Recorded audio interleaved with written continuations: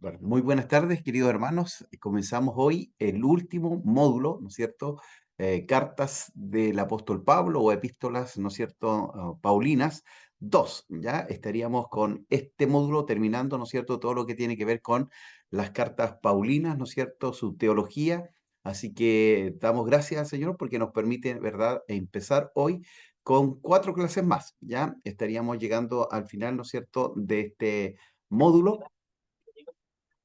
Así que damos gracias al Señor por ello. Así que les invito a que tengamos un tiempo de oración y ahora sí, ¿no es cierto? Pueden ir poniendo sus nombres ahí en el chat, ¿verdad? Desde que comenzamos a grabar hay que ponerlo porque si no, no aparecen después en la grabación, ¿ya? Así que oramos al Señor para que nos pueda bendecir en esta hora. Padre, te damos gracias, eres bueno, eres fiel y delante de ti estamos.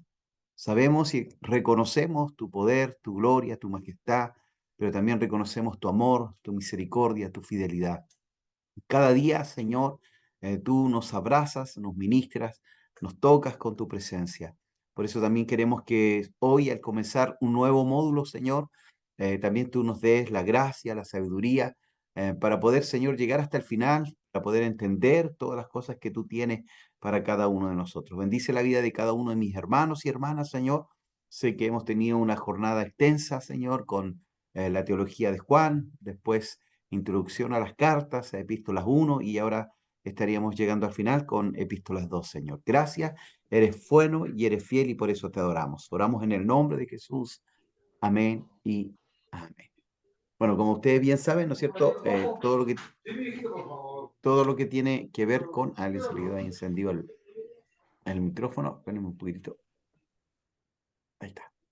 Entonces, comenzamos con introducción a las cartas, ¿no es cierto?, del apóstol Pablo, donde vimos un poquito, ¿no es cierto?, de la biografía del apóstol Pablo y también, ¿verdad?, palabras importantes que utilizó el apóstol en sus cartas, ya en todas las cartas paulinas, ¿no es cierto?, excepto la carta de Romanos, que ustedes la ven, ¿no es cierto?, en forma independiente, ¿ya? Y también después vimos, ¿no es cierto?, epístola 1, donde terminamos la semana pasada, ¿no es cierto?, donde cada uno de ustedes entregó, ¿no es cierto?, su prueba y también su trabajo, ¿ya? Así que aquellos que lo están haciendo hoy, ¿no es cierto?, sepan, ¿no es cierto?, que, bueno, el plazo era hasta la semana pasada, pero igual vamos a tener ahí gracia y misericordia, ¿ya? Así que, pero, ¿no es cierto?, es la prueba y el trabajo para poder cerrar, ¿no es cierto?, y concluir bien ese módulo. Entonces, queridos hermanos, en este epístola 2 ya tenemos que ver, ¿verdad?, la carta a los colosenses en paralelo con Filemón. Recuerde usted que la carta que se le escribe a la iglesia en Colosas y la carta que se le escribe a Filemón fueron en paralelo, ya fueron en el mismo momento y fueron llevados por la misma persona a la iglesia de Colosas y Filemón, ¿no es cierto?, era parte también de esta iglesia. Vamos a ver después, ¿no es cierto?, las epístolas pastorales, las de Timoteo, ¿no es cierto?, primera y segunda de Timoteo, y Tito, ¿ya? Y también, ¿no es cierto?, estaríamos mirando allí bueno, la carta también de los tesalonicenses, ¿ya? Que es parte también de esto. Y el último PowerPoint sería la teología que encontramos en las cartas del apóstol Pablo, ¿ya? Entonces, Colosenses y Filimón, primera y segunda de Timoteo, Tito, ¿no es cierto? Las cartas de primera y segunda de Tesalonicenses, y por último veríamos también una teología, ¿no es cierto?, que encontramos en las cartas del apóstol Pablo. Pero como siempre lo hacemos, ¿no es cierto? Y también es muy buena costumbre, le voy a invitar a que abra su Biblia allí en Colosenses, ¿ya? Colosenses capítulo 1, ya, bueno, siempre acudimos al mismo libro, ¿no es cierto?, para poder ver quién es el autor, ¿no es cierto? Y esa es una evidencia interna.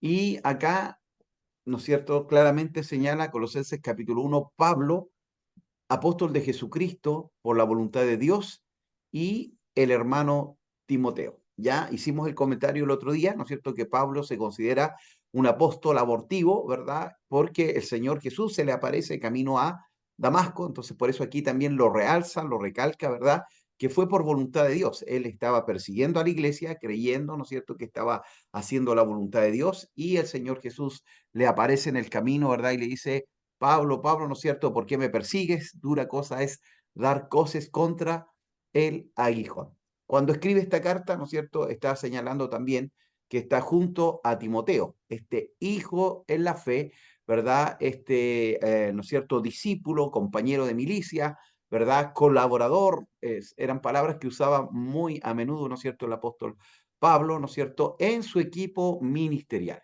A los santos y fieles hermanos en Cristo que están en Colosa, gracia y paz, ¿no es cierto?, a vosotros, también lo comentamos el otro día.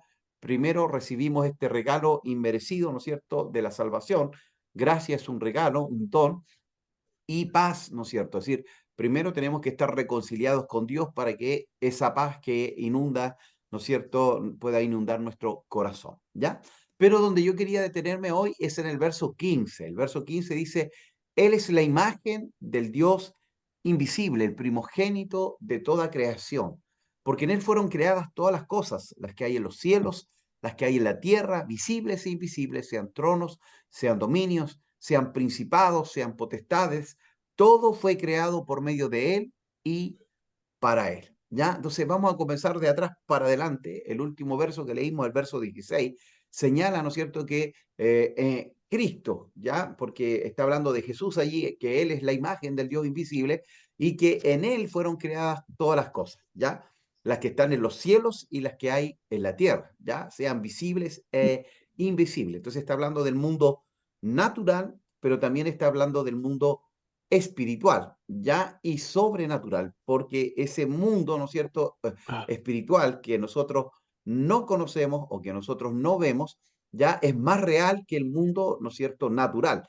Este mundo natural va a acabarse en algún momento, ¿no es cierto?, pero el mundo, ¿no es cierto?, espiritual es eterno, ya va a permanecer por siempre. Entonces está señalando aquí que Dios a través de Cristo creó todas las cosas que vemos y también las cosas que no vemos, ¿ya? Todo fue hecho por Él, ¿no es cierto? Y para Él. Entonces aquí está realzando también a la persona de Cristo, ¿ya? Él está diciendo que Él creó, ¿no es cierto?, a los ángeles, porque hay una herejía en la iglesia de Colosa donde, ¿no es cierto?, los hermanos comienzan a rendir honor o adoración a los ángeles, ¿ya? Entonces acá deja claramente establecido que los ángeles fueron creados por Dios, ¿ya? Entonces no están a la altura de Dios y no están a la altura de Cristo, ¿ya? Entonces por eso él señala, ¿no es cierto?, que todo fue creado por él, ¿no es cierto?, las que están en los cielos, en la tierra,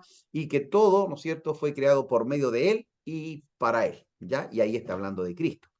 Y el verso 15, ¿no es cierto?, nos señala allí también que Jesús es la imagen del Dios invisible, ¿ya? El primogénito de toda creación. ¿Se recuerda usted de esa conversación en el libro de Juan, ¿no es cierto?, cuando Felipe le dice, Señor, muéstranos al Padre y nos basta. Y el Señor le dice, ¿cuánto tiempo he estado con ustedes? ¿Ya? Entonces él está diciendo, "Sí, el que me ha visto a mí, ha visto al Padre". ¿Ya? Entonces, ¿por qué? Porque Jesús es la imagen de este Dios invisible. Ya el Señor Jesús le habla a la mujer samaritana en Juan capítulo 4, ¿verdad? Y le dice, Dios es espíritu, ¿ya? Y los que le adoran en espíritu y en verdad es necesario que adoren. Entonces, esta palabra, queridos hermanos, que aparece aquí, que dice que Jesús es la imagen del Dios invisible, ¿verdad? Es distinta a la que aparece en Génesis cuando dice que nosotros fuimos creados a su imagen, ¿ya? Y esto es importante, porque algunos señalan, ¿no es cierto?, o quieren decir que nosotros somos igual a Dios, y nosotros no somos igual a Dios. La palabra en Génesis, ¿no es cierto?, para imagen, ¿verdad?, es la palabra sombra, ¿ya? Entonces lo que está diciendo que la imagen de Dios en nosotros es una sombra, no es que seamos igual a Dios, ¿verdad? Como la palabra que aparece acá en Colosenses 1:15, cuando dice que Jesús es la imagen del Dios invisible, está hablando, ¿no es cierto?, de la figura de una moneda, está diciendo, ¿no es cierto?, en que Dios es, podríamos decir, es una moneda de 100 y Jesús es una moneda de 100, ¿ya? Entonces, si usted toma la moneda de 100, sería exactamente igual, debe empezar lo mismo, entonces está diciendo Jesús es Dios, ¿ya? Entonces, cuando habla de Jesús como imagen de Dios, está diciendo que Dios o Jesús es Dios mismo. Pero cuando habla del hombre, ¿no es cierto?, que somos imagen de Dios, solamente, ¿no es cierto?, habla allí de una sombra. Es decir, nosotros tenemos la voluntad, ¿no es cierto?, tenemos la capacidad de razonar, de pensar, tenemos la capacidad, ¿no es cierto?, de decidir, de tomar decisiones, que, ¿verdad?, nos hace diferente o distinto a los animales, ¿ya? Pero esas son características de Dios, pero son una sombra. No es que nosotros seamos Dios, como también, ¿no es cierto?, hay una corriente, una secta, ¿no es cierto?, que dice que al final todos nosotros vamos a llegar a ser dioses. No, hay un solo Dios, ¿no es cierto?, en tres personas, Padre, Hijo y Espíritu Santo. Y cuando habla de Jesús, entonces como imagen está diciendo, Él es Dios mismo, ¿ya? La misma sustancia, ¿verdad? Son exactamente igual, pero cuando habla de que el hombre es imagen de Dios, solo hay una sombra, hay ciertas características, ¿no es cierto?, que en su gracia soberana Dios ha puesto en el hombre, ¿verdad? Y por eso también es tan importante, ¿no es cierto?, esa imagen que Dios puso en el hombre, porque si usted se da cuenta, los ángeles también fueron creados, como nosotros fuimos creados, pero en los ángeles ni en los animales Dios puso su imagen, solo lo puso en el hombre, en el ser humano. Por eso, ¿no es cierto?, el salmista ahí en el capítulo 8 dice, ¿no es cierto?, ¿qué es el hombre para que tengas de él memoria y el hijo del hombre para que le visite? ¿Ya? Y le dice, le has hecho un poco menor que los ángeles, pero ahí está hablando de un hombre caído, de la naturaleza caída del hombre. Pero si nosotros estamos en Cristo, estamos sobre los ángeles, porque además, si usted estudia la palabra, Jesús no murió por los ángeles. Los ángeles que cayeron están condenados, ¿verdad? No hay posibilidades de que ellos se arrepientan y se puedan convertir, ¿verdad? Ellos están condenados. Pero Cristo vino a rescatar al hombre porque en el hombre estaba la imagen de Dios, ¿ya? Entonces eso también es muy, muy interesante. Así que el Señor nos pueda ayudar, ¿no es cierto?, en este tiempo, queridos hermanos, ¿verdad?, donde vamos a estar estudiando, ¿verdad?, estas eh, cartas, ¿no es cierto?, allí. Y quisiera abrir nuevamente, ¿verdad?, a ustedes el material donde estaría, ¿verdad?, allí. Esperen un poquito. Aquí está. Entonces, quiero mostrarles el material, porque aquí estaría, ¿no es cierto?, nuevamente la tarea, ¿no es cierto?, para este módulo y el examen. Entonces tenemos acá hacer un estudio teológico, ¿no es cierto?, perdón, cristológico de Colosenses, ¿ya? Entonces ustedes, así como hicieron, ¿no es cierto?, con Efesios, donde buscaron toda la eclesiología, es decir, todos los versículos que hablaban sobre la iglesia, van a tener que hacer exactamente lo mismo, pero ahora en Colosenses, pero con respecto a todos los versículos que hablan de Cristo, como el que acabamos de leer, ¿no es cierto?, que dice que Él es la imagen del Dios invisible. Entonces sería ese trabajo más el examen, ¿no es cierto?, que se hace al final del módulo. ¿Alguna duda, queridos, consultas con respecto a esto? Porque después vamos a comenzar con la clase de hoy, ¿no es cierto?, que es Colosenses y Filemón.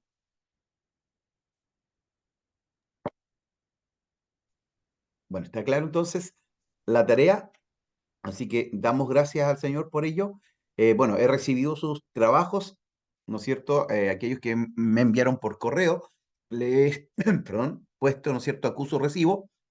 Si no puse acuso recibo, reenvíenmelo ya, porque puede ser que no lo pude, no lo vi o no me llegó ya. Así que a los de WhatsApp les ponía un dedito arriba, ¿no es cierto?, diciéndoles que me había llegado, porque es importante para poder revisar esta semana, ¿no es cierto?, sus trabajos, su prueba y entregar las notas. Bueno, hay bastantes aquí hoy. Comentarles que yo no pasa más de una semana o 15 días en entregar las notas, pero a mí me señalaron que las entrego, ¿no es cierto?, a la secretaria, así que por eso ahora se las hicieron llegar a todos ustedes, pero en realidad las notas estaban de antes, ¿ya? Así que les pido disculpas si es que no se las habían entregado, yo pensé que se las hacían llegar. Como trabajo en varios seminarios, hay seminarios en los cuales no me dejan a mí entregar las notas directo a los alumnos. hay otros en los que me dicen que yo tengo que entregarle directo a los alumnos. Entonces acá me habían dicho que tenía que entregárselos allí a la secretaria. Hermano Edinson, que levantó la manito.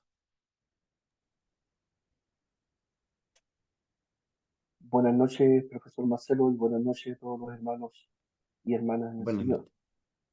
Mi consulta es la siguiente: ¿para cuándo es la fecha de entrega de este trabajo? Le digo enseguida, es el cuarto lunes, ya, este es 27, sería el primero. Espérenme un poquito aquí, que... oh,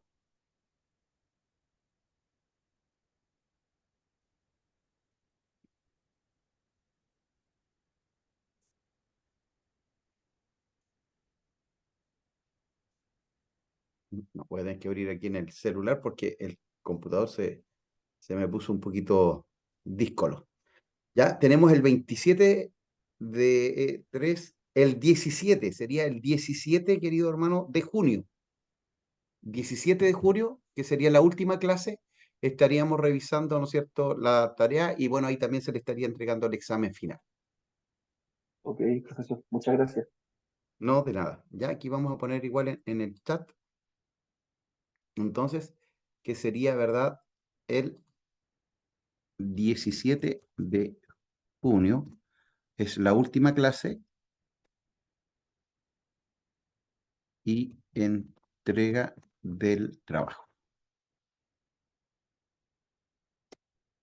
Ahí se los mandé al chat. ¿Alguien más tiene alguna consulta, hermanos? Si no, ok. Vamos entonces, ¿verdad? Hoy tenemos que ver Colosenses y Filimón, ¿ya? Y vamos a comenzar, ¿verdad? Esperen un poquito.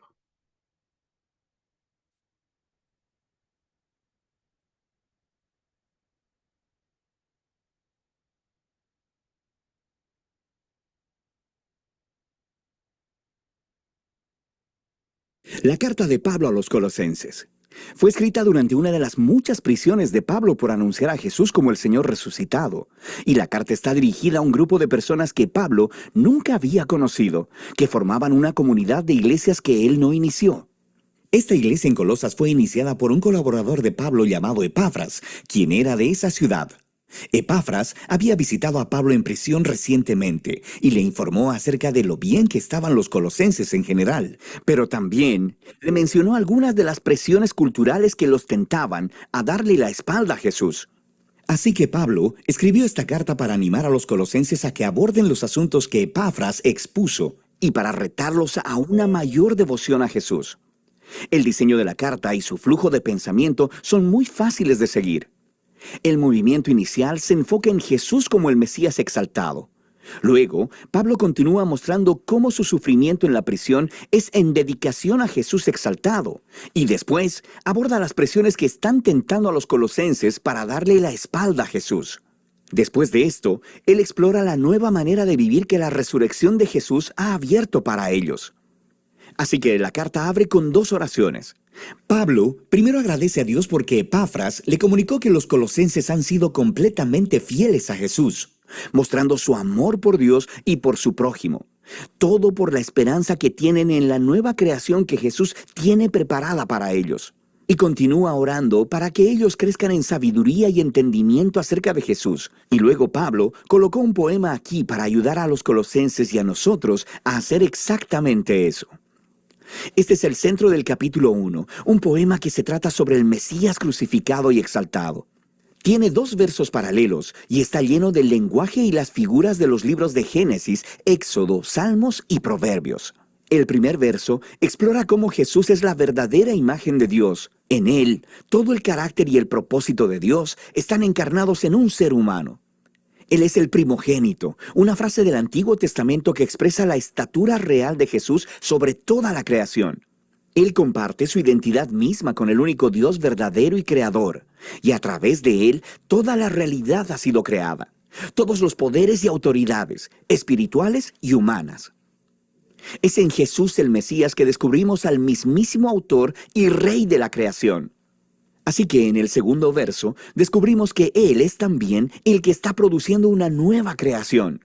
Él es la cabeza de un nuevo cuerpo, lo que se refiere al pueblo de Jesús, la nueva humanidad de la cual su resurrección misma es un prototipo. En Él mora la presencia gloriosa de Dios manifestada en el templo. Así que es a través de la muerte y resurrección de Jesús que Dios ha reconciliado consigo mismo a la humanidad, a todos los poderes espirituales, a toda la creación.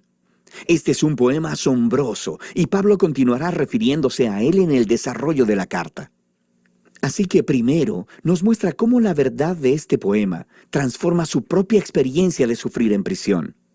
Él está siendo castigado por anunciar al mundo griego y romano que Jesús es el Señor y el Rey resucitado. Así que su sufrimiento, piensa él, no es una señal de derrota. En realidad es su manera de participar en el mismísimo sufrimiento de Jesús, realizado como un acto de amor. Y así, sus dificultades en realidad son una causa de gozo. Él está en prisión por las sorprendentes noticias de que el Mesías resucitado de Israel está creando una nueva familia multiétnica. Y aún más, así como la gloria divina mora en Jesús, Jesús mora en y a través de su familia internacional, o como dice Pablo, el Mesías en ustedes, la esperanza de gloria. Luego Pablo aborda las presiones culturales que están tentando a los colosenses a darle la espalda a Jesús. Ellos estaban siendo confrontados por una combinación de politeísmo místico, junto con una presión por guardar las leyes de la Torá. Todos estos nuevos cristianos habían crecido adorando a los varios dioses griegos y romanos que gobernaban las diferentes arenas de la vida humana, y muchos de ellos simplemente concluyeron que Jesús era una deidad más a la que podían adorar. También existía una gran presión por parte de la comunidad judeocristiana para que estos no judíos completaran su compromiso con el Mesías, obedeciendo todas las leyes que se encontraban en la Torá. Específicamente, él menciona comer una dieta kosher, guardar los días sagrados y la circuncisión. Es un problema muy similar al que trató en la carta a los Gálatas. Para Pablo, ceder ante cualquiera de esas dos tentaciones es transigencia. Es fallar en entender quién Jesús realmente es y lo que Él hizo a su favor.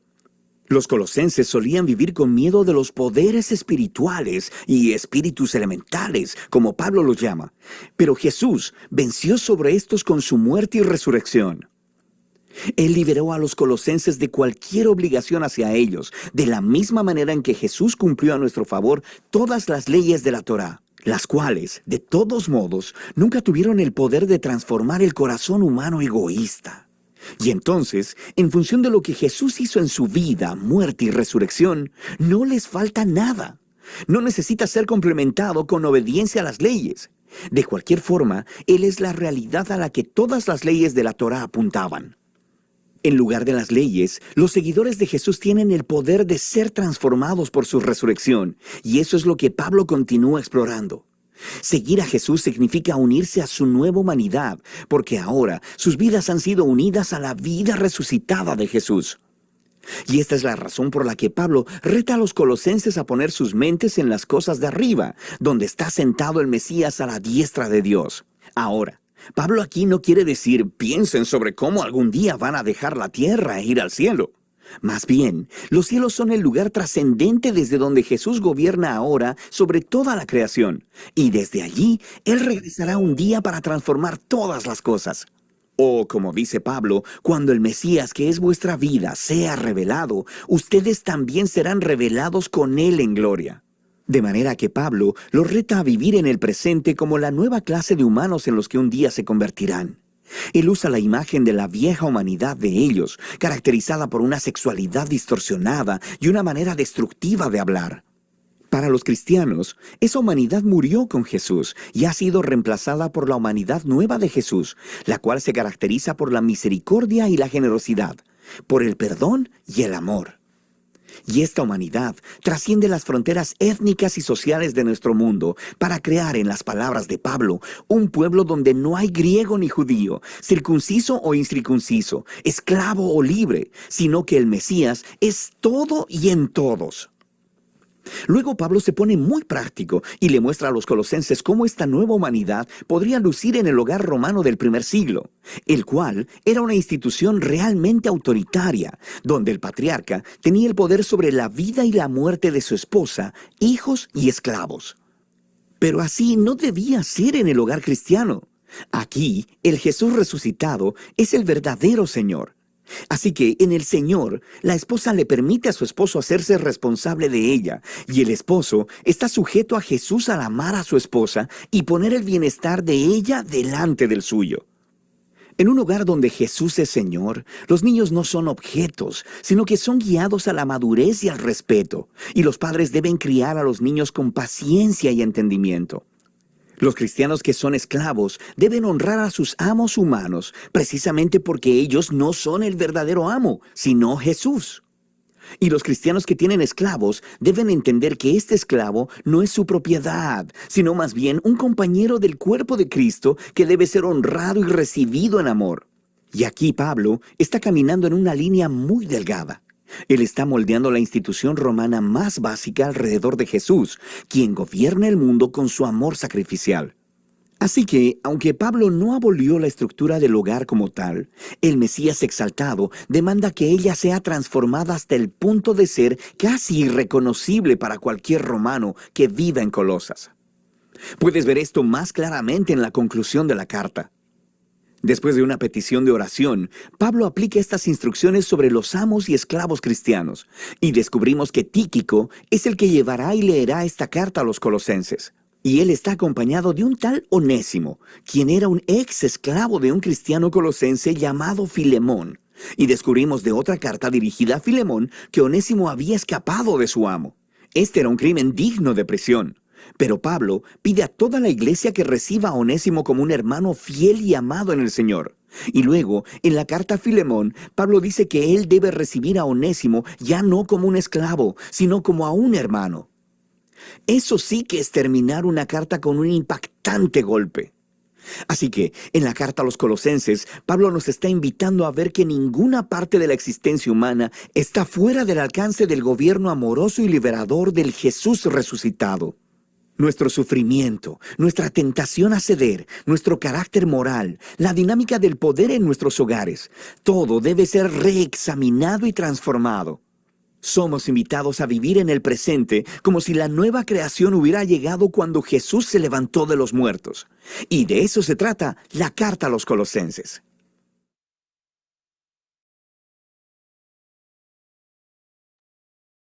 Hermanos, ahí, ¿no es cierto?, un buen resumen, claro, ¿no es cierto?, con respecto a esta carta, que nosotros la vamos a ver en paralelo con Filemón.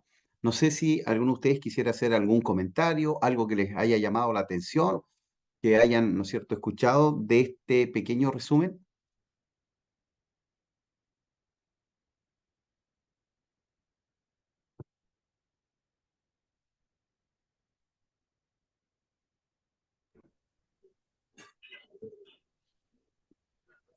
Hola, pastor, por aquí Luis Águila. Hermano. Sí, bueno, básicamente, bueno, estoy aquí en un dispositivo que dice Familia Quinam, pero en realidad soy yo. Eh, sí, la importancia que el apóstol le da a la familia, el orden establecido por Dios eh, como instrucción a la iglesia, enseñanza que antes de crear un estado, una nación, Dios creó la familia y la ordenó también.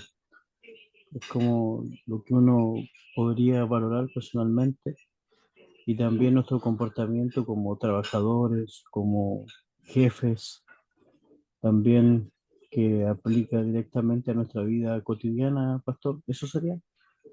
Amén, gracias, hermano.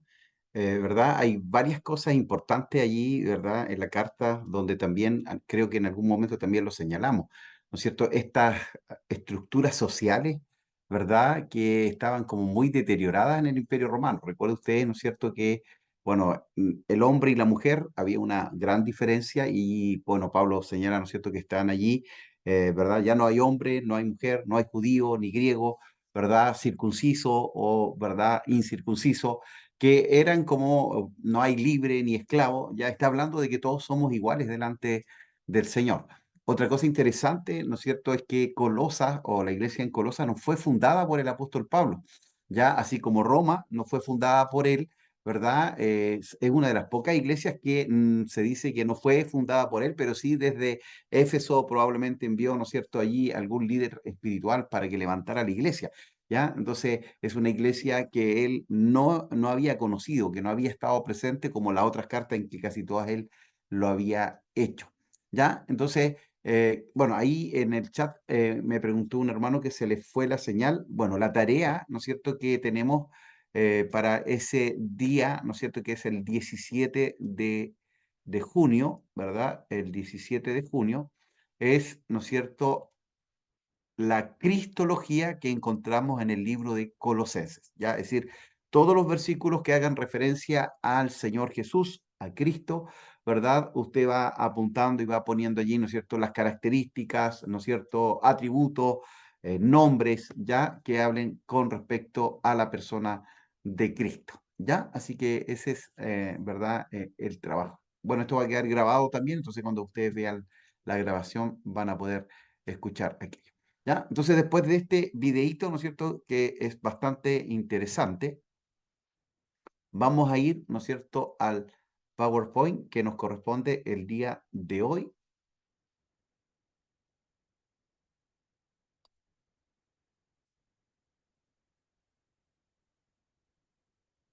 Y es, ¿no es cierto?, epístola del apóstol Pablo a los colosenses y también a Filemón, ¿ya? Entonces vamos a ver estas dos cartas como aparecían.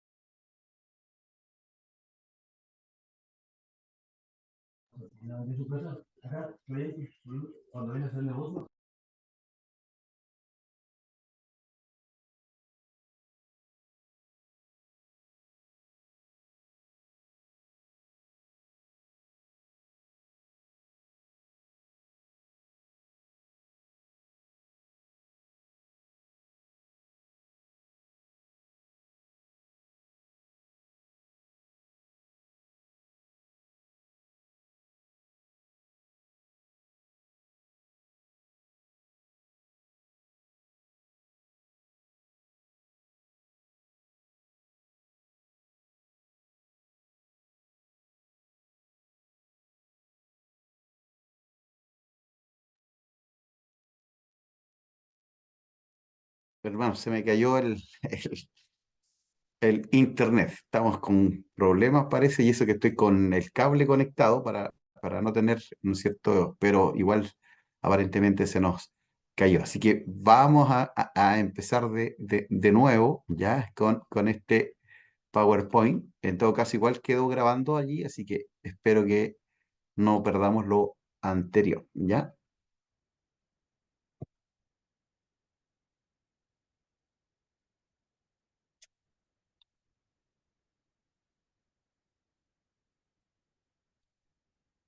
Ya, mi hermano. Entonces, como había señalado recién, ¿verdad?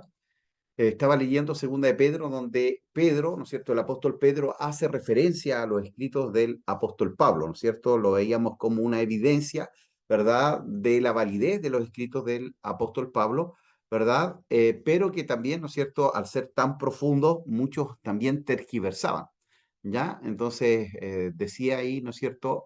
Eh, Pablo, según la sabiduría que le ha sido dada, o sea, ha escrito casi en todas sus epístolas, perdón, hablando en ellas de estas cosas, entre las cuales hay algunas difíciles de entender, las cuales los indoctos e inconstantes tuercen, como también las otras escrituras para su propia perdición. Ya, entonces esto, hermano, nos habla de que hay que tener mucho cuidado, ¿no es cierto?, con la palabra para no torcerla, para no cambiarla, ¿verdad? Porque ya en ese tiempo habían algunos, ¿no es cierto?, que estaban cambiando, ¿no es cierto?, los escritos de Pablo y también las otras escrituras, haciendo referencia a las otras cartas que habían escrito los apóstoles. ¿Ya? Entonces, acá en Colosas se tiene que hablar, ¿no es cierto?, de un tema, ¿verdad?, y de una herejía que la vamos a ver más adelante, pero vamos a ver una introducción, tema de Colosenses, autor, palabras claves, temas históricos y teológicos, destinatario, contenido y resumen de Colosenses, contenido y resumen de Filimón, porque lo vamos a ver en paralelo,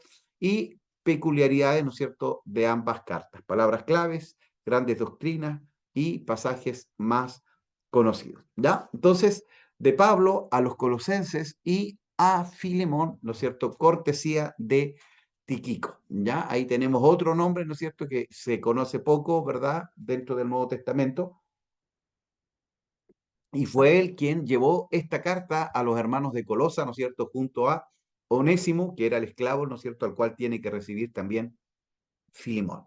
La carta de Pablo, dice a Filemón, es considerada como un apéndice o como una introducción a la carta a los colosenses, por eso la vamos a ver juntos. Ambas cartas fueron escritas por Pablo en el mismo lugar y en las mismas circunstancias, ya enviada con el mismo mensajero, Tíquico, que las llevó hasta Colosa.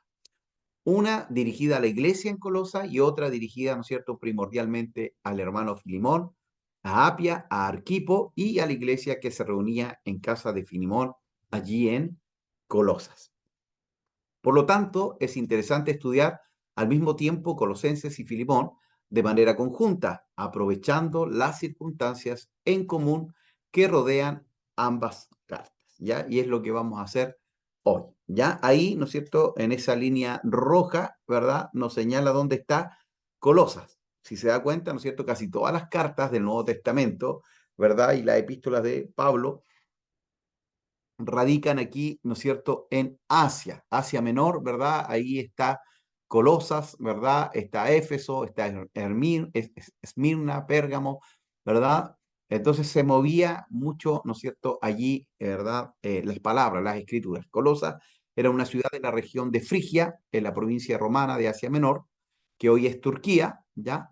Estaba a 160 kilómetros al este de Éfeso, en la región de las 7 iglesias de Apocalipsis, ¿ya? Estaba en el Valle Lico, donde habían 3 ciudades con iglesias cristianas, Colosas, Hierápolis y Laodicea. Bueno, aquí también, como pasa en Corintios, ¿se acuerda que en Corintios hablaba de una carta anterior y después veíamos una carta que iba entre primera y segunda de Corintios, que tampoco estaba, ¿ya? Acá también hay una referencia, ¿no es cierto?, de que la carta de Colosas sea leída en la Odisea y la carta de la Odisea sea leída en Colosas, y esa carta de la Odisea no está, ¿verdad? Entonces no está dentro del canon bíblico porque se perdió, y si apareciera es porque Dios no quiso que estuviera allí, ¿ya? Entonces para que también tengamos ese cuidado, ¿ya? Colosas era próspera, ¿verdad? En el siglo V o V antes de Cristo, cuando el rey Asuero, ¿verdad? En el libro de Esther, o Jerjes marchó a través de la región de Asia. Ruta principal de norte a sur y de este a oeste, ¿ya? Entonces ahí en amarillo están las ciudades de Asia Menor que recibieron el mensaje del Apocalipsis. En verde están las ciudades de la región de Galacia, a cuyas iglesias Pablo escribe la epístola a los Gálatas. Y, ¿verdad?, en rojo otras ciudades que sirvieron de apoyo, ¿ya? Entonces ahí había un gran grupo, ¿no es cierto?, de iglesias. Ahora, lamentablemente, hoy, siglo XXI, ¿verdad? Allí está lleno, ¿no es cierto?, de musulmanes. Ya las iglesias se cerraron, no hay iglesia evangélica y en alguno de ellos incluso, ¿no es cierto?, hay persecución en contra de los cristianos, ¿ya? Entonces, triste, ¿no es cierto?, que donde nació, ¿verdad?, el cristianismo, hoy, ¿no es cierto?, estén las iglesias cerradas. Lo que señalábamos hace un momento igual, ¿no es cierto?, Pablo no visitó Colosas, estuvo en Éfeso por 3 años durante su tercer viaje misionero. La iglesia de Colosas comenzó probablemente durante estos 3 años en los que Pablo estuvo ministrando en Éfeso, ¿ya? Pablo no estuvo allí, Epafras, perdón, y otros se convierten y van a predicar en esta ciudad o en su ciudad. Y 4 o 5 años luego de la fundación, Epafras visita a Pablo y le informa de cierta herejía, ¿no es cierto?, que se estaba moviendo allí en Colosas, que provoca, ¿no es cierto?, que el apóstol Pablo escriba esta carta. Pablo envía a Tíquico con la carta a los colosenses y con la carta también a Filemón desde Roma, ¿ya? Entonces, eso también es interesante. Roma está por acá, pero aquí los que aparecen, ¿no es cierto?, es el tercer viaje, ¿verdad?, misionero del apóstol Pablo, donde estuvo, ¿no es cierto?, 2 años y medio o 3 años allí en Éfeso, ¿ya? Y desde ahí, ¿no es cierto?, Epafras fue y levantó la iglesia en Colosas, ¿ya? Ahora, el tema de Colosenses es la grandeza y la supremacía de Jesucristo, en quien mora toda la plenitud de la deidad y quien controla y sustenta todas las áreas de nuestra vida y del universo. Ya como lo hemos señalado también en las cartas, ¿no es cierto?, escritas desde la prisión, en una casa, ¿no es cierto?, allí con arresto domiciliario y después desde la misma cárcel en Roma, ¿verdad? El apóstol tiene una profundidad y un conocimiento, ¿no es cierto?, de Cristo muy profundo. Él se dedica a buscar al Señor y en este buscar también, ¿no es cierto?, anima a las iglesias, siendo que él estaba preso, pero él, ¿no es cierto?, anima a la iglesia. Esta iglesia la vimos también en Filipenses, ¿no es cierto?, de la carta del gozo, del regocijo, cuando él estaba, ¿no es cierto?, en una situación adversa. ¿Ya? Durante su apresamiento, dice en Roma, la mente de Pablo estaba ocupada en la grandeza de Cristo. Qué tremendo, hermano. Es decir, cuando hayan pruebas, cuando hayan dificultades, no miremos las dificultades, no miremos los problemas, sino que hagamos lo mismo que hizo el apóstol Pablo. Ocupemos la mente, ¿no es cierto?, en la grandeza de Cristo, ya que por Él, para Él y en Él, ¿no es cierto?, todas las cosas fueron creadas, todas las cosas en Él subsisten, ¿verdad? Lo cual dice, se reflejó en estos escritos, tanto a los filipenses, a los efesios y también a nuestros hermanos de Colosas. Para combatir la herejía en Colosas, desarrolla más el tema de la grandeza y supremacía de Cristo como único mediador entre Dios y el hombre, ya que, como lo señalábamos, ¿verdad? Algunos estaban adorando a los ángeles, ¿ya? Como mediadores, ¿verdad? En esta, ¿no es cierto?, herejía mística que estaba levantándose allí en Colosas, ¿ya? Colosenses 2 dice, mirad que nadie os engañe por medio de filosofías y huecas sutilezas, según las tradiciones de los hombres, conforme a los rudimentos del mundo, y no según Cristo, porque en él habita corporalmente toda la plenitud de la deidad, y vosotros estáis completos en él, que es la cabeza de todo principado y potestad. ¿Ya? Entonces, qué tremendo, qué interesante que en medio de la adversidad él centra, ¿no es cierto?, su mente, ¿verdad?, en la grandeza de Cristo y puede escribir estos hermosos versos, ¿no es cierto? Él es la imagen del Dios invisible, ¿verdad? Que en él habita, ¿no es cierto?, corporalmente toda la plenitud de la deidad. Está hablando diciendo, ¿no es cierto?, que Dios, ¿verdad?, habita en la persona de Cristo, ¿no es cierto?, con todos sus atributos, ¿verdad? Está diciendo que Jesús es Dios, ¿ya? Y que Él está sobre todo principado, toda potestad, sobre los ángeles, sobre los arcángeles, ¿verdad? Y todo este mundo espiritual, ¿ya? Entonces ahí está, ¿no es cierto?, la botita de Italia, ahí está Roma, y desde Roma él escribe esta carta, ¿no es cierto?, tanto a Filimón y a la iglesia de Colosas, ¿ya? Llevada por Tíquico y también, ¿no es cierto?, Onésimo que le acompaña. La evidencia interna leíamos, ¿verdad?, allí Colosenses que decía, ¿no es cierto?, que había sido el apóstol Pablo. Nuestro estudio de Efesios permite aquí una breve introducción. Colosenses 1.1 y 1.23 dice que Pablo es el autor de esta carta. En el 4.7 vemos que Tíquico está con el apóstol Pablo nuevamente, así como en Efesios, evidencia, perdón, adicional puede encontrarse también en el 4.9. Aquí leemos que Onésimo, el esclavo fugitivo, trata en la epístola de Pablo con Filimón y también está presente con el apóstol Pablo. Ya la historia de Onésimo la vamos a ver en la carta a Filimón, pero es un esclavo, ¿no es cierto?, que huyó, que escapó en algún momento de su amo Filimón, ¿verdad? Y este se convierte en el ministerio del apóstol Pablo en Roma, ¿verdad? Y él, ¿no es cierto?, lo devuelve a su amo, ¿verdad? Esta restitución que hablábamos en algún momento, ¿verdad? Es verdad, todas las cosas son nuevas, pero si usted debe, tiene que pagar. Si usted, ¿no es cierto?, le pidió algo a alguien, tiene que llevárselo de vuelta, ¿verdad? Porque como hijo de Dios, ¿no es cierto?, tenemos que restituir. Entonces Pablo dice, tú vas a volver allá, ¿no es cierto?, porque tú eras esclavo de Filimón, pero yo voy a pedirle a él, ¿no es cierto?, que ya no te trate como un esclavo, sino que te trate como un hermano en Cristo, ¿ya? Entonces aquí leemos, dice que Onésimo, el esclavo fugitivo, trata la epístola de Pablo con Filemón, también está presente con el apóstol Pablo. De este manuscrito también comprendemos que Tíquico es la persona que lleva la epístola a los colosenses y como se estudió anteriormente la epístola de Pablo a los efesios también fue igual. Y finalmente, como se mencionó, el contenido de Colosenses y Efesios son muy similares, ¿ya? La evidencia externa, ¿no es cierto? Ahí tenemos que ir a la patrística, que es, ¿no es cierto?, ese periodo después de los discípulos hasta el año 1500, del 100 aproximadamente después de Cristo hasta el 1500, ¿verdad?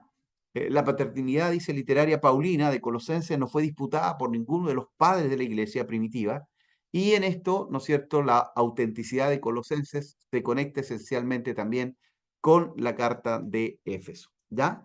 Los datos externos que apoyaron la paternidad literaria paulina de Éfeso también aplican a la de Colosas, ¿ya?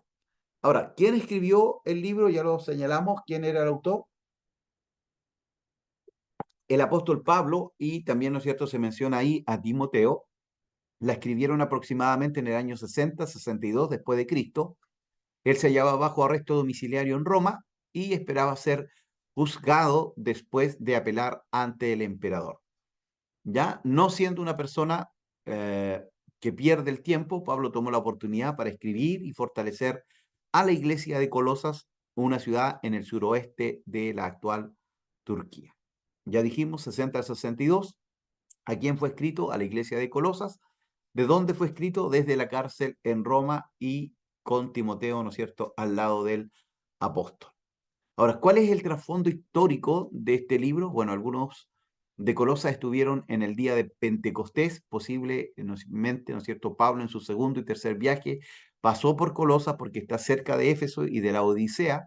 Posiblemente, ¿no es cierto?, Epafras fundó la iglesia, él le llevó a Pablo en Roma noticias sobre la iglesia, y en el saludo final Pablo dice que Epafras tiene una carga por ellos. En la iglesia estaba entrando el legalismo judío, ya mandamientos de hombres y filosofías. Una era el culto a los ángeles, también la sabiduría, el conocimiento, pero todo era hueco, sin fundamento, era gnosticismo. Y Pablo les habla de quién es Jesús y él en nosotros, ¿ya? Entonces también ahí, ¿no es cierto?, tenemos estas corrientes, ¿no es cierto?, gnóstica y de adoración a los ángeles por un lado, y también por el otro el judaísmo, ¿no es cierto?, los judaizantes, ¿no es cierto?, con este tema de, ¿no es cierto?, de que pedían la circuncisión y pedían también, ¿no es cierto?, que cumplieran con toda la ley de Moisés. Colosas fue una ciudad, ¿no es cierto?, allí en Frigia. Espéreme un poquitito. Vamos a silenciar a alguien que esté con la... Entonces, Colosas fue una ciudad, ¿verdad?, de Frigia, una provincia en el centro de Asia Menor. Los judaizantes se habían introducido en esta iglesia y hubo otros, ¿no es cierto?, que trataron de enseñar una forma de misticismo oriental. Pablo escribió desde su encarcelamiento final ya en Roma, le dice a los colosenses que el misticismo no tiene ningún valor y que hay muy poco valor en los rituales vacíos y las ceremonias, ¿ya? Entonces, cuando hablamos de misticismo, ¿no es cierto?, estamos hablando, ¿no es cierto?, de experiencias como supranaturales, ¿verdad?, que ellos realzaban. Recuerde que el gnosticismo, ¿no es cierto?, señalaba que habían algunos que eran iluminados, que algunos tenían como un conocimiento especial, y ellos eran los que tenían la salvación, ¿ya? Y por otro lado, ¿no es cierto?, esto tiene que ver con este misticismo, pero también estaba el ritualismo, ya donde ellos, ¿no es cierto?, los judaizantes pedían la circuncisión, la observación del día de reposo, que era el día sábado, ¿verdad?, y la prohibición de ciertos alimentos. Cristo está por encima de todo, Pablo escribe, y el gozo real se obtiene viviendo la vida cristiana, ¿ya? Entonces, sobre el ritualismo y sobre el misticismo está el cristianismo, está Cristo, ¿verdad?, que está sobre todo ello, ¿verdad? Y no hablamos aquí ni de libertinaje ni tampoco de legalismo, ya los dos extremos son, ¿verdad?, dañinos. Ahora, en el método panorámico podemos decir que la idea principal del libro es quién es Jesucristo, ¿ya? Él es la imagen del Dios invisible, el lugar que Dios le dio, el primogénito de toda creación. Y cuando habla de primogénito, no está diciendo que fue el primer nacido, ¿ya? Porque algunos dicen, él fue creado porque está hablando, no, está hablando de un título que señala que él está sobre todo, ¿ya? Él es el primero de todo, ¿ya? Y quiénes somos nosotros en él, ¿ya? ¿Quién es la iglesia en él? ¿Quiénes aquellos que han recibido a Cristo en él, ¿ya? ¿Cuál fue la razón principal por la cual se escribió? Para contrarrestar los falsos conceptos e ideas gnósticas y judías. Entonces entró el gnosticismo y los judaizantes, entonces dos corrientes distintas, diferentes, que estaban ingresando dentro de la iglesia, ¿ya? Estaban contaminando a la iglesia, y Epafras, ¿no es cierto?, que consideramos que fue el pastor quien levantó la iglesia en aquel lugar, informó de esto al apóstol Pablo en Roma y, ¿no es cierto?, cosas que estaban sacando de su lugar a Dios y también al Señor Jesucristo, ¿ya? Él está sobre todo, ¿verdad? Y Él es superior también a los ángeles. Palabras claves que aparecen allí: sabiduría, conocimiento, inteligencia, plenitud, todo, porque en Cristo habita toda la plenitud, todo lo llena el Señor, ¿verdad? Él es el mayor de todo, completos en Él, fe, misterio en Él, o delante de Él, o por medio de Él, ¿ya? Entonces todo fue creado por Él y para Él, ¿verdad? Palabras en Filemón: amor, ruego, esclavo, prisionero. Temas, ¿no es cierto?, en Colosenses: primogénito, plenitud, libertad. Temas de Filemón: amor, perdón y liderazgo, ¿ya? Entonces, ahí está en paralelo los dos libros. Más adelante vamos a hincarle un poquito más el diente, ¿no es cierto?, a la carta que le escribe el apóstol Pablo a los hermanos de, ¿verdad?, al hermano Filemón, a la iglesia que estaba en su casa, ¿verdad? Y ahí aparece, ¿no es cierto?, este cuadrito cronológico que lo hemos visto varias veces, y desde la prisión en Roma escribe Colosenses, Filemón, Efesios y Filipenses, ¿ya? Ahora, ¿a quién le escribe? A Colosenses fue dirigida primordialmente a la iglesia de Colosa, ¿ya? Ahí está en rojito Colosa. Recuerden que esto es Grecia o Macedonia, ¿no es cierto? Ahí estaba Filipo, ¿verdad? Entonces él escribe estas cartas de la prisión. Pablo envió a Tíquico acompañado de Onésimo, el esclavo de Filemón, que regresaba a su amo, con la carta de Colosenses, y también la carta a Filemón, quien vivía en esta ciudad, ya en Colosas. Filemón fue dirigida a Filemón, a Apia, a Arquipo y a la iglesia de la casa de Filemón. Y Pablo solicita, ¿no es cierto?, que la carta de los hermanos de Colosas también sea leída en la Odisea, y del texto del 4.3 inferimos que sería leída también en Hierápolis, ¿ya? Epafras se quedó con Pablo en Roma, quizás para recibir alguna instrucción adicional del apóstol. Entonces viene Tíquico y Onésimo, y Epafras se queda, ¿no es cierto?, con el apóstol ahí en Roma. La carta de los Colosenses fue escrita para corregir ciertos errores de enseñanza, y aquí vamos a analizar un poquito ritualista, mística y ascética, ¿ya? Palabras de pronto un poquito como extrañas, ¿no? Pero las vamos a analizar allí, que amenazaban la fe de los creyentes. Epafras, ¿no es cierto?, que era el líder, viaja hasta Roma para dar reporte a Pablo y pedir consejos pastorales, y Pablo se entera del peligro de la herejía colosenses, ¿ya? Tenemos ahí los recipientes, los creyentes en Colosas, en su mayoría gentiles. Colosas era la menos importante de las tres ciudades notables por sus balnearios medicinales, incluyendo Hierápolis y la Odisea, ya en el importante cruce del valle del río Lico, a más de 200 kilómetros al sudeste de Éfeso. Ocasión: Epafras, un colaborador de Pablo, fundando las iglesias del Valle del Lico, ha visitado recientemente a Pablo, trayendo noticias de la iglesia, en su mayoría buenas y otras no tanto. El énfasis que pone, ¿no es cierto?, el apóstol es la absoluta supremacía y suficiencia de Cristo, el Hijo de Dios, que Cristo perdona el pecado y quita el terror a los principados. Las reglas religiosas y requisitos no cuentan para nada, pero la vida ética que lleva la propia imagen de Dios cuenta para todo. Es decir, vale, ¿no es cierto?, el testimonio, la vida práctica del cristianismo. La vida a la semejanza de Cristo afecta las relaciones de todo tipo, ¿ya? Si Cristo está en mí, en mi vida, como Señor y Salvador, va a influenciar, ¿no es cierto?, en mis relaciones, en mi trabajo, en mi familia, en mi vecindario. Características particulares: se presenta a Cristo con supremacía absoluta y toda suficiencia. Colosenses tiene similitudes con Efesios, y probablemente porque fue escrita casi al mismo tiempo, pero tiene un énfasis distinto, ¿ya? Y aquí volvemos a la herejía, ¿ya? La herejía colosense, que era ritualista, que era ascética y que era mística. Dice, no se ha determinado claramente o con precisión el origen y clasificación exacta de la herejía, aunque es fácil descubrir algunos de los elementos de esa falsa enseñanza, ¿ya? Entonces, no es fácil, ¿no es cierto?, distinguir las características de esta herejía que estaba en la iglesia de Colosa, pero sí habían algunas características especiales, ¿verdad? Entre ellas, la primera es que era ritualista, ¿ya? Insistía en la observancia de los días, épocas sagrados, obediencia, formalidades religiosas. Es posible que hubiesen elementos del judaísmo farisaico, ¿ya? Entonces, los fariseos y los judaizantes estaban diciendo, ¿no es cierto? Allí, bueno, en este caso estamos hablando de judíos que se convirtieron al cristianismo, que reconocieron a Jesús como el Mesías que esperaban, pero ellos le añadían, ¿no es cierto?, que había que circuncidarse, guardar el día de reposo y no comer, ¿no es cierto?, ciertos alimentos.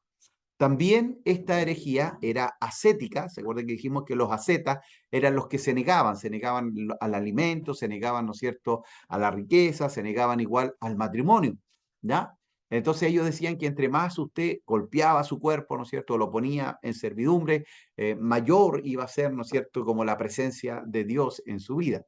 Había que someter el cuerpo, dice, a austeridad o a pobreza, negando los apetitos naturales del cuerpo humano, incluyendo abstención de ciertos alimentos, bebidas, con el fin de conseguir un estado espiritual más elevado, ¿ya? Entonces ellos decían, haciendo esto voy a tener un nivel espiritual superior a los demás, ¿verdad? Y no era de esa manera. Entonces era ritualista, era ascética y también era mística, ¿ya? Hablaba de visiones, revelaciones que solo se comunicaban a los iniciados, lo cual iba acompañado de culto a los ángeles. Esto conducía, ¿no es cierto?, a cierta élite o aristocracia espiritual. Y hermanos, esto es interesante y es importante, ¿ya?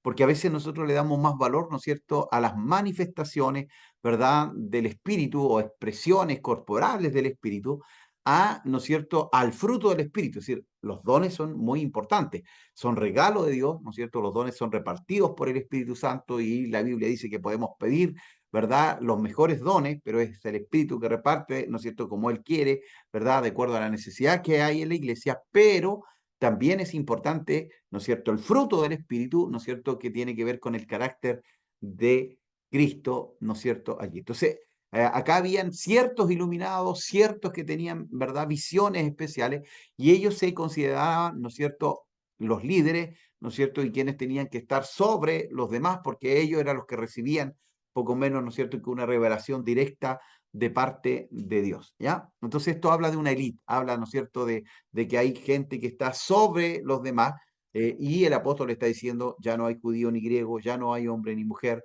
ya no hay circunciso e incircunciso, está diciendo, somos todos parte del cuerpo de Cristo, de la iglesia, como lo vimos también tiempo atrás, ¿no es cierto? Este edificio, este cuerpo, esta novia, ¿verdad?, que el Señor viene a buscar.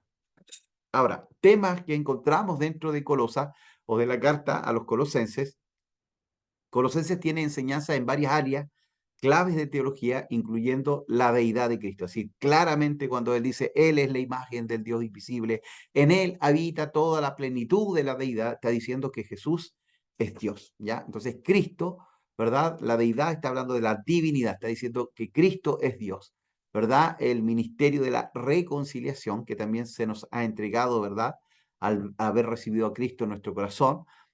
La redención, ¿no es cierto?, que Él pagó un alto precio para que usted y yo podamos ser hijos, ¿no es cierto?, de Dios, ya esta elección por la iglesia, ¿no es cierto?, por el cuerpo de Cristo, este perdón, ¿no es cierto?, por gracia y por lo que hizo Cristo en la cruz del Calvario, habla un poquito de la naturaleza también de la iglesia y refuta la enseñanza hereje que amenaza a la iglesia de Colosenses, ¿ya? Entonces es interesante, estimado, ¿no es cierto?, que a pesar que la iglesia estaba naciendo allí, ya, ¿no es cierto?, hayan corrientes heréticas tan fuertes como llegar a adorar a los mismos ángeles. Ahora, contenido de la carta a los colosenses, un saludo y acción de gracias, una oración, la supremacía de Cristo, el amor, la preocupación y la labor de Pablo por las iglesias, la libertad en Cristo comparada con la religión del hombre. La libertad no significa que no hay reglas de Dios para su pueblo, si estamos hablando de libertad, no libertinaje, ¿no es cierto? Y por el otro lado, ¿no es cierto? Estamos hablando, ¿no es cierto?, de que estamos, ¿no es cierto?, libres en Cristo, pero también, ¿no es cierto?, tenemos que cumplir ciertas cosas, ¿verdad? Porque también habían algunos, ¿no es cierto?, que le ponían más carga de lo que el Señor había pedido. Y por último, saludos personales, como lo hace siempre el apóstol Pablo, ¿no es cierto?, con aquellos a quienes le escriben. Ahora, evidentemente, dice Pablo, tiene un aprecio especial sobre la iglesia de Colosas, aunque no había conocido esta obra de manera personal, sino que conocía a Epafras, Arquipo y otros hermanos, ¿verdad?, que habían recibido el Evangelio cuando Pablo estaba en Éfeso. A pesar de estar preso en Roma, Pablo está regocijado en el Señor al escuchar los reportes de la fe, el amor que tenían estos hermanos, y su oración a Dios por ellos está llena de esperanza y también de gozo. Sin embargo, dice, este afecto entrañable de Pablo no quitaba su deber de advertirles seriamente sobre la herejía que se había asomado a la iglesia, ¿no es cierto?, que estaba en Colosas. ¿Ya? Entonces, necesitamos allí, ¿verdad?, que nosotros podamos, con la gracia del Señor, poder conocer un poco, ¿no es cierto?, de esto. Queridos hermanos, dudas, consultas, preguntas, comentarios que quieran hacer o añadir con respecto a lo que hemos visto hasta aquí.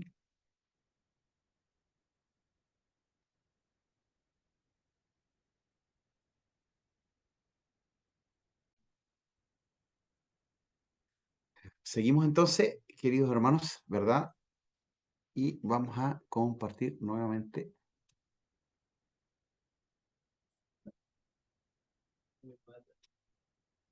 Esperen un poquito, ya me perdí.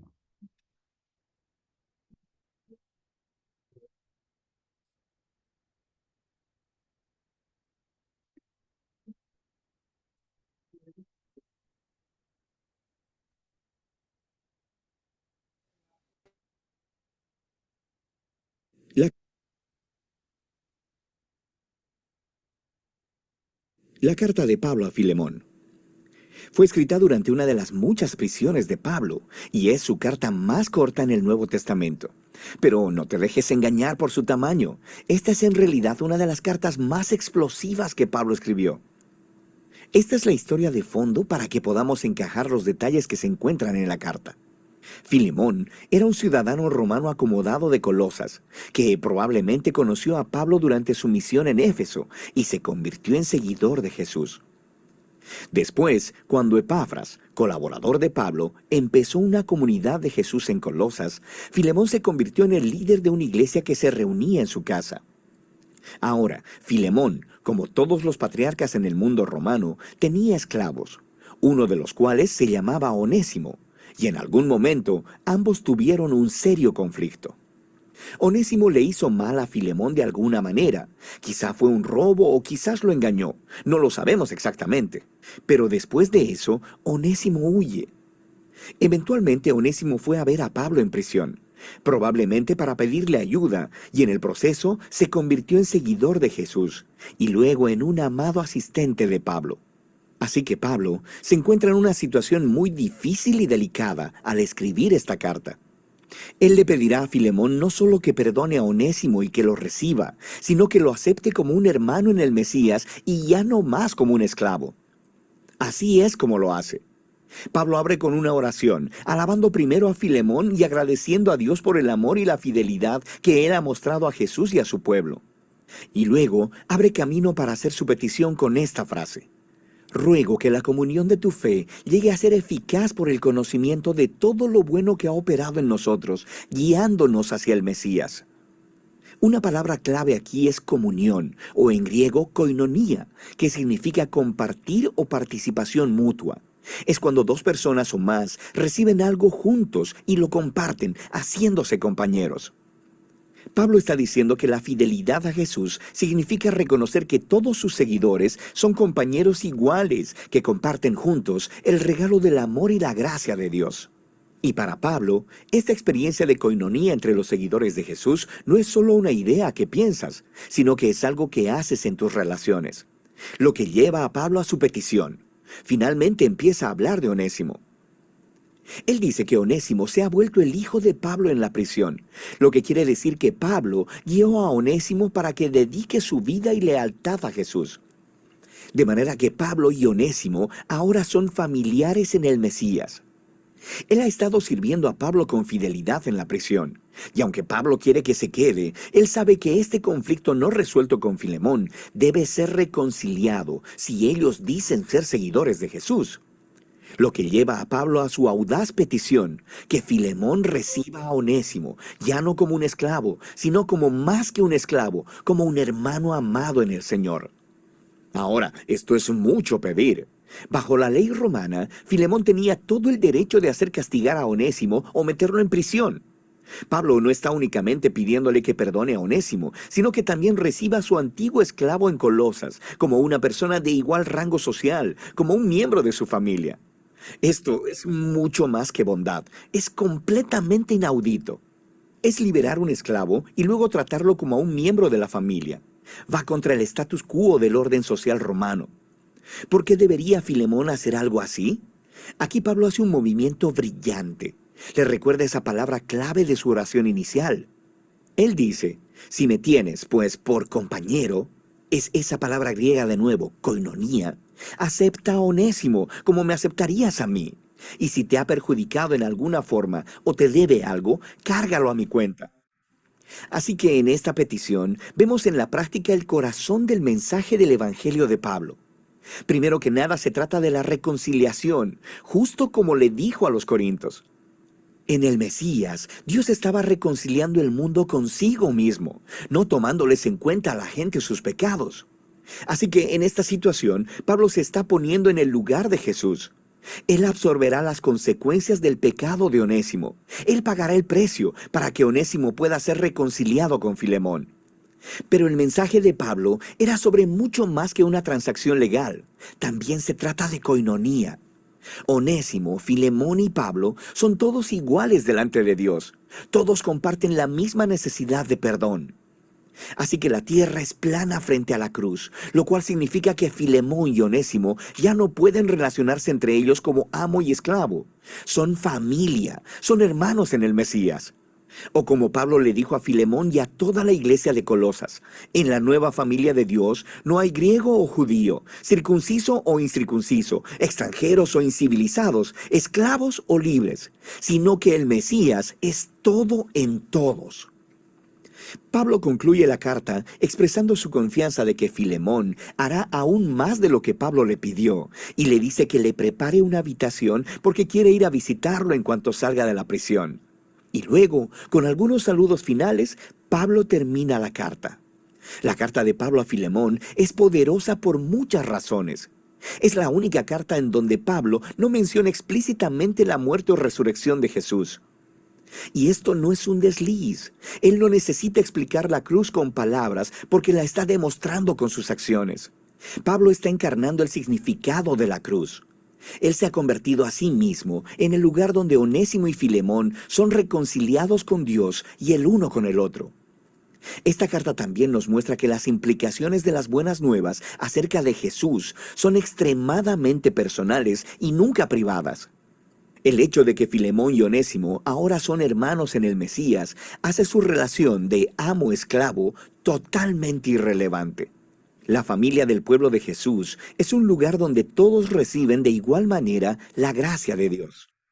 Es una nueva clase de sociedad o una nueva humanidad como la llamó en las cartas a los colosenses, donde el valor y el estatus social de las personas no se define por su raza, género o clase social o económica.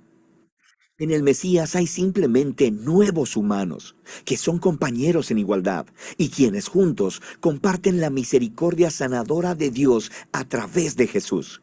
Y de eso se trata la carta de Pablo a Filemón. Bueno, ahí tenemos otro video especial, ¿no es cierto?, chiquitito para ver el tema de Filemón. Pero todavía en el PowerPoint no hemos terminado, ¿no es cierto?, con Colosas, ¿ya? Así que para que Más que nada es porque a veces se me olvida compartir después, ¿verdad? El videíto, entonces así queda grabadito y ustedes lo puedan recibir o lo puedan mirar después con más calma, ¿ya? Entonces, estábamos viendo, ¿no es cierto?, esta carta que le escribe el apóstol Pablo a la iglesia de Colosa, ¿no es cierto?, que tenía estas herejías allí, ¿no es cierto?, que estaban haciendo daño a la iglesia, ¿verdad? Y por eso, ¿no es cierto?, se ve en la obligación el apóstol Pablo, ¿no es cierto?, de escribir. Y ahora sí, vamos, ¿no es cierto?, a este resumen de estos 4 capítulos que tiene, ¿no es cierto?, esta carta.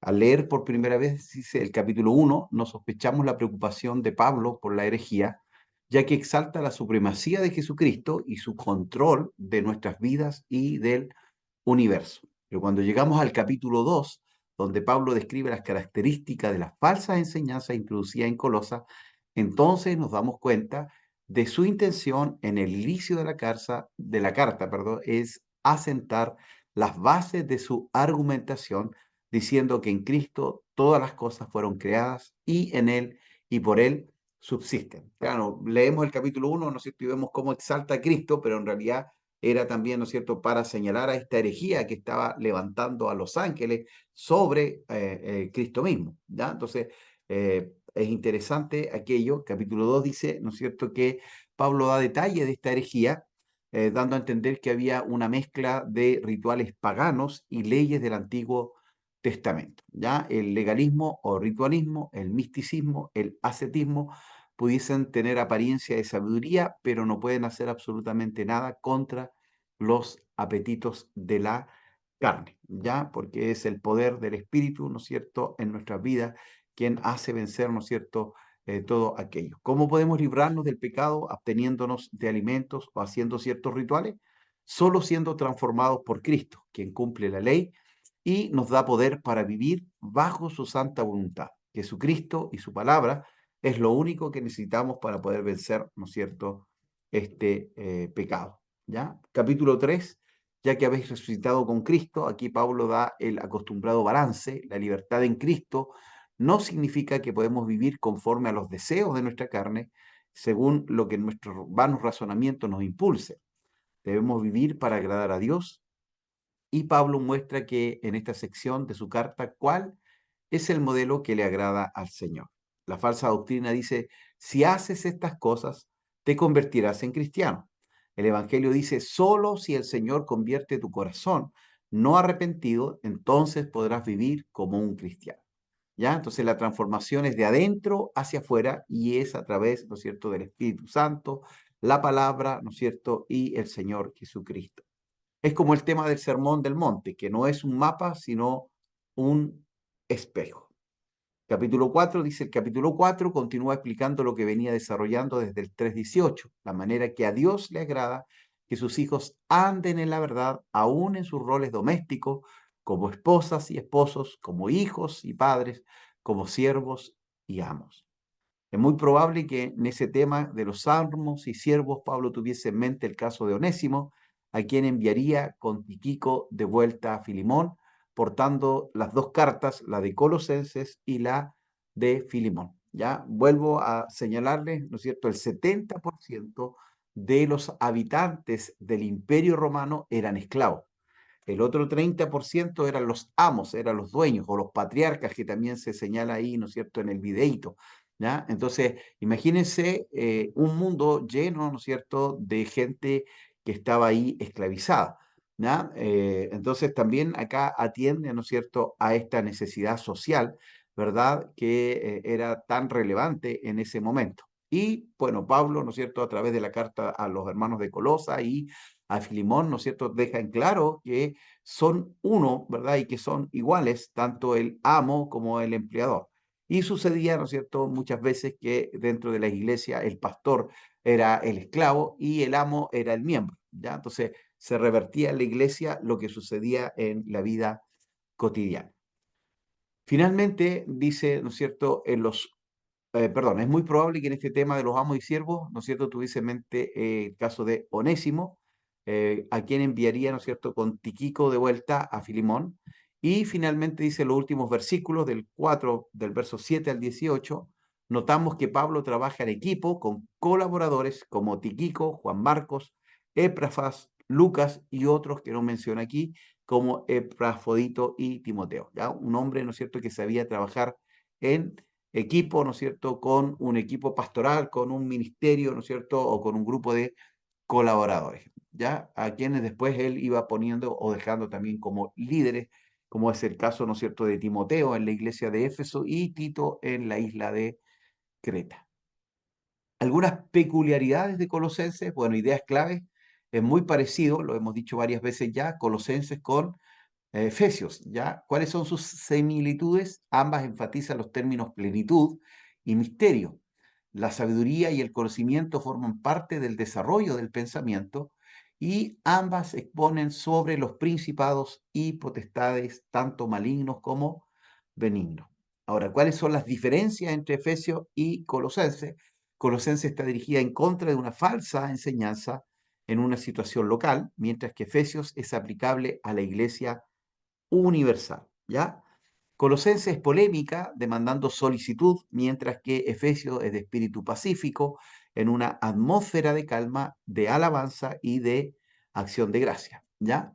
Y Colosenses expone a Cristo como cabeza del universo, mientras que Efesios expone a Cristo como cabeza de la iglesia, ¿ya? Se da cuenta que hay ciertas diferencias a pesar de las grandes similitudes que tienen allí. Grandes doctrinas que aparecen: la deidad de Cristo, Jesús es Dios, la reconciliación, la redención, la elección, el perdón, la naturaleza de la iglesia, refuta la herejía de Colosas con la enseñanza cristológica, ¿ya? Ahora, ¿cómo debemos leer Colosenses? Dice, la mejor manera de reconocer una falsificación es estudiando el original. Ya lo hemos hablado, bueno, en cartas generales, cuando doy cartas generales o epístolas generales, ¿verdad? Hay dos grandes divisiones en ella, ya Hebreos, Santiago y Primera de Pedro hablan de la iglesia que está perseguida, ya son iglesias o dirigidas a iglesias que están siendo perseguidas. Y, ¿no es cierto?, Segunda de Pedro, Primera, Segunda, Tercera de Juan y Judas hablan de falsas enseñanzas, de falsos maestros, ya de herejías que se están levantando. Entonces, la mejor manera para entender o descubrir, ¿no es cierto?, que estamos ante una falsa enseñanza, ante un falso maestro, es conociendo la palabra. Mientras más conozca usted la palabra, es más difícil que vaya a ser, ¿no es cierto?, engañado. Pablo resalta la gloria, dice, y majestad de Cristo, junto con la vida que nos ha dado como el mejor antídoto para las falsas enseñanzas en el entorno cultural de esta joven iglesia. ¿Quién es Jesús? Lo que ha hecho y lo que es vivir en él son el centro de la escena. Pablo utiliza un rico lenguaje para tratar de capturar las cualidades maravillosas de nuestro Dios extraordinario. En los primeros dos capítulos, Pablo confronta la herejía con un golpe certero. Primero declara que Jesús no es solo el creador y sostenedor de todo, sino también es la exacta representación de Dios. Nada menos que Dios en toda su plenitud mora en él. En segundo lugar, Pablo desenmascara la falsa idea de que la filosofía y la religiosidad pueden combatir con éxito los deseos malvados y les recuerda a los colosenses que los creyentes ya tienen lo que necesitan para una vida victoriosa espiritual mediante la unión con Cristo. ¿Ya? Él nos da la victoria. En los últimos dos capítulos, Pablo explica que la forma de poner en práctica la voluntad de Dios es pensar en quién es Jesús y en la vida recibida en él.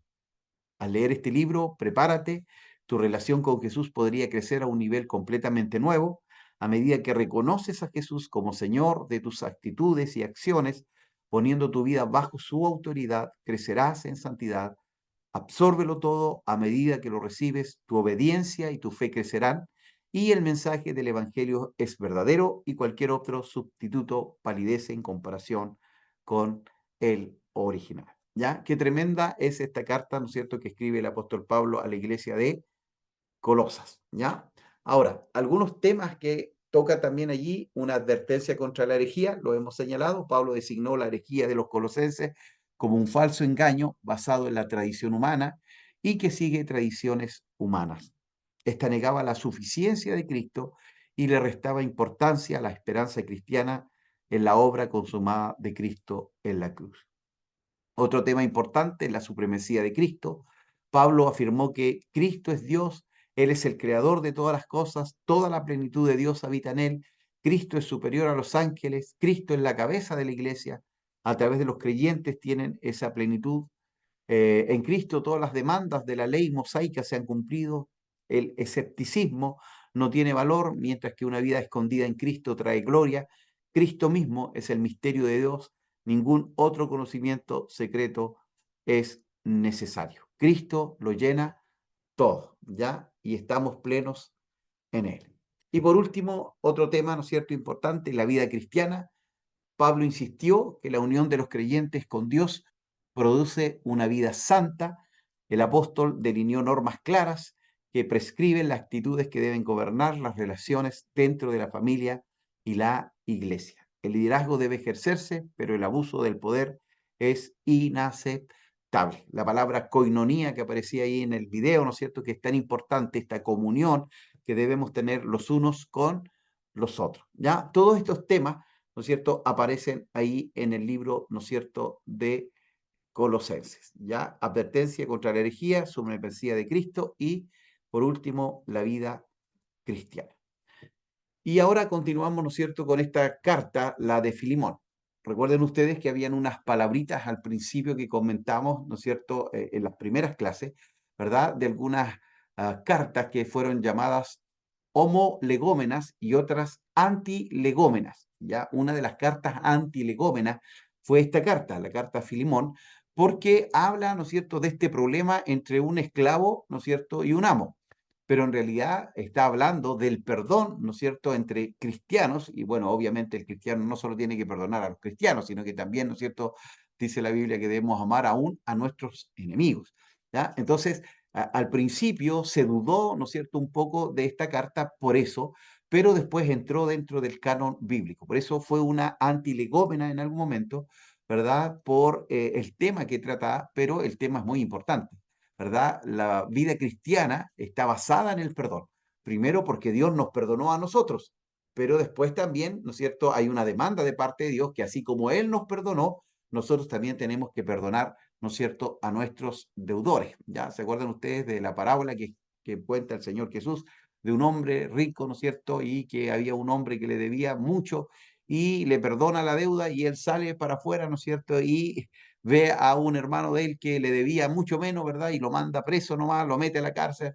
Y bueno, cuando le avisan eso al rey, ¿no es cierto? Él lo manda a buscar y le dice, ¿cómo tú no actuaste de la misma manera? ¿Ya? Entonces, que el Señor nos ayude, ¿no es cierto? Porque también a veces, hermanos, lo que pasa con nosotros dentro del Evangelio es que a veces nuestro corazón se va endureciendo, ¿ya? Y a veces nos creemos también, ¿no es cierto?, con cierta, ¿no es cierto? Yo llevo tantos años, así que tengo que tener como un nivel más elevado. Y ante el Señor somos todos iguales. Entonces, el tema de esta carta, ¿verdad?, que es muy cortita, ¿verdad?, es la recomendación de Pablo a favor de Onésimo. Onésimo en griego significa útil. Entonces, igual ahí hay un juego de palabras en un momento que el apóstol Pablo hace, ¿no es cierto? Y dice, Onésimo, ¿no es cierto?, que en algún momento te fue inútil, ¿verdad? Ahora es útil. Si fuéramos al griego diría, ¿no es cierto?, Onésimo, que te fue onésimo y que ahora te va a ser onésimo, porque significa útil, ¿verdad?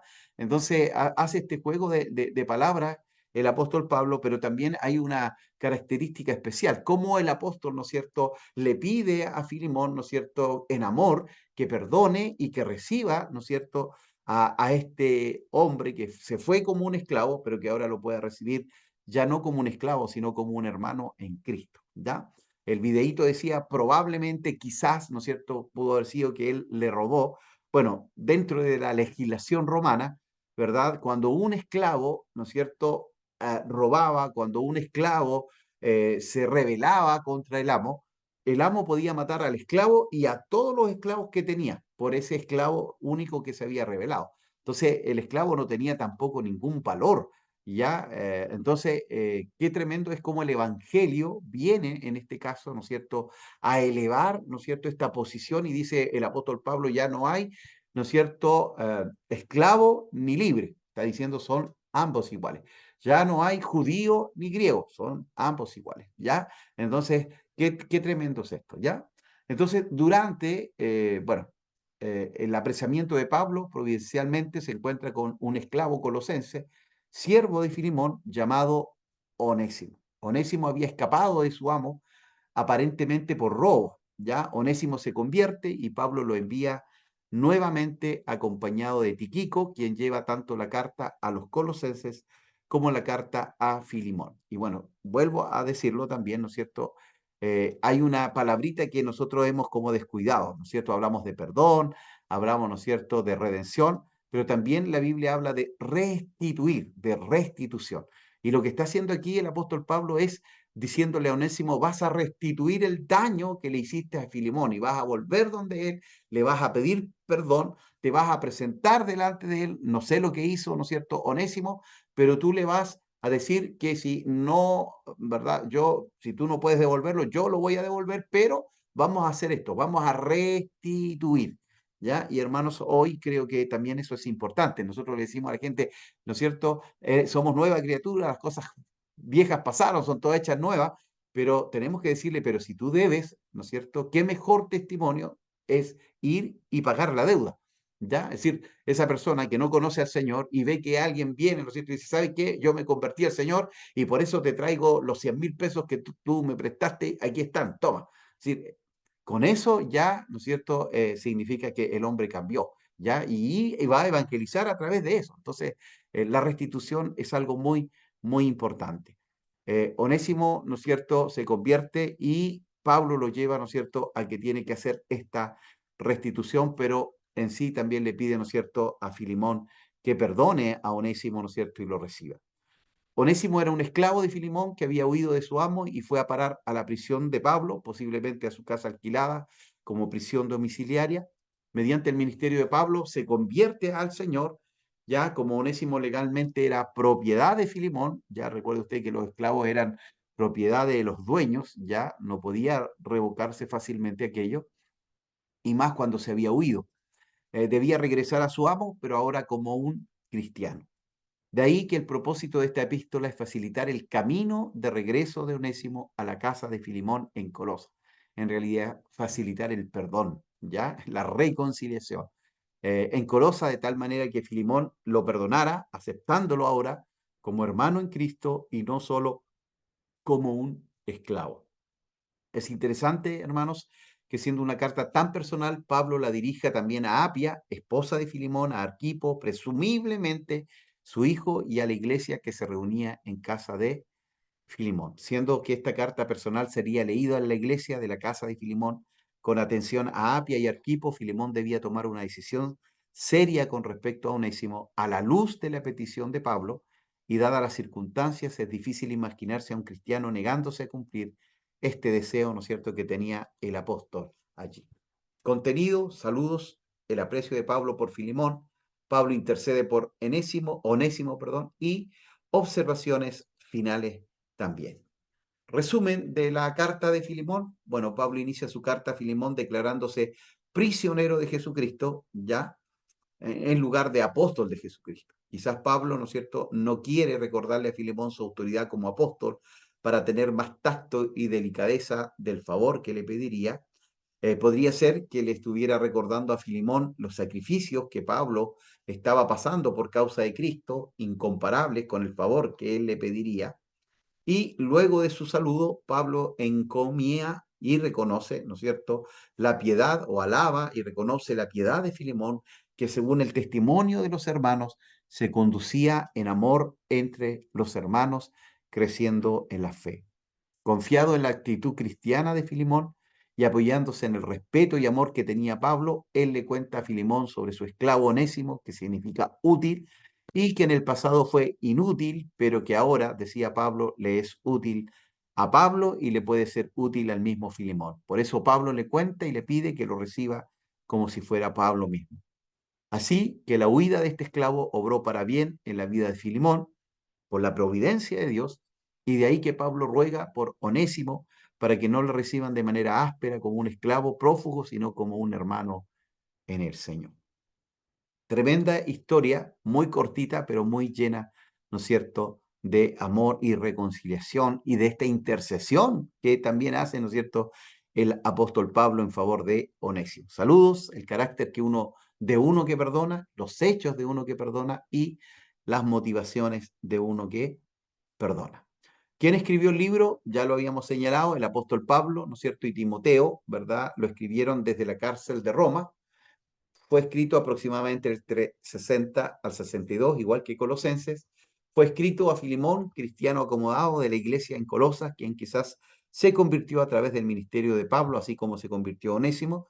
Y fue escrito desde Roma, donde Pablo estaba preso y Timoteo le estaba visitando. Entonces, la más breve de las epístolas de Pablo es también una epístola privada.